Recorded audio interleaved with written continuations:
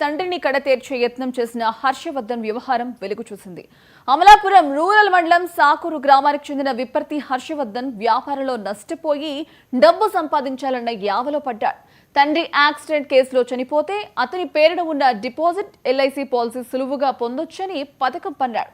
April నెలలో తండ్రి Venkataramana కామనగురువు bypass లో ద్విచక్ర వాహనంపై వెళ్తుండగా అద్దెకు తెచ్చిన కారుతో వెనుక నుంచి గుద్ది యాక్సిడెంట్ కేసుగా అమలాపురం పిఎస్ లో ఫిర్యాదు చేశాడు. కానీ తండ్రి వెంకటరమణ అనూహ్యంగా బ్రతికి కిమ్స్ ఆసుపత్రిలో చికిత్స పొందుతూ కోమాలోంచి బయటకొచ్చాడు. పోలీసు విచారణలో నిజం బయటపడి హర్షవర్ధన్ కటకటాల పాలయ్యాడు.